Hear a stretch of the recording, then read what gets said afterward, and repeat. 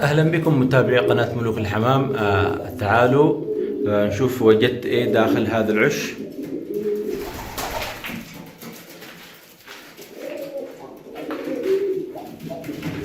بسم الله ما شاء الله، وجدت بيض كثير. لكن هذا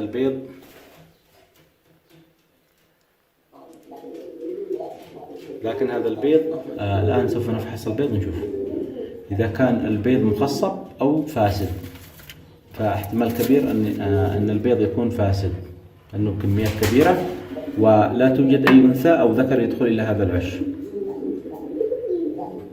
لاحظوا هذا البيضة فاسدة.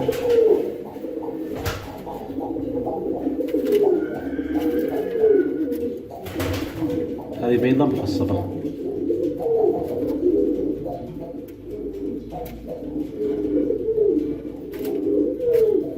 طبعا الأنثى تستمر بوضع البيض، يعني إذا مثلا كان البيض، طبعا الأنثى تبيض بيضتين فقط. إذا كان البيض غير مخصب والأنثى لا تستطيع أن تخرج البيض فتستمر بوضع البيض في العش. لاحظوا هذه بيضة فاسدة أو فرخ أو زغلول ميت داخل بيضة. هذه طبعا بيضة فاسدة. هذه أيضا بيضة فاسدة.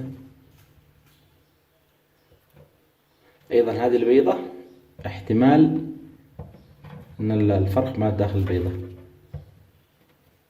هذه البيضة مخصبة أعتقد. لاحظوا خطوط.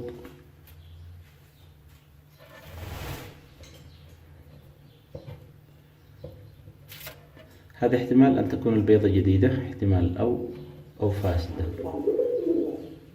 طبعا البيضة الفاسدة، لاحظوا هذه بيضة فاسدة 100%. هذه البيضة يعني مشكوك فيها، وأيضا هذه البيضة أيضا مشكوك فيها، يعني احتمال تكون فاسدة واحتمال تكون مخصبة ولكن في البداية. أيضا ركزوا هذه البيضة مشكوك فيها. هذه البيضة أيضا مشكوك فيها، أو أن لا لاحظوا أن الفرخ ميت داخل البيضة.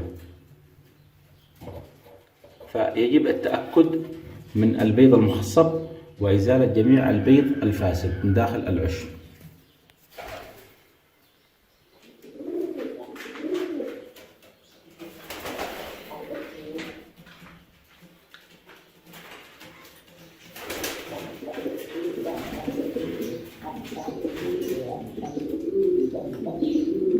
بسم الله ما شاء الله، يوجد زغاليل تحت هذه الأنثى.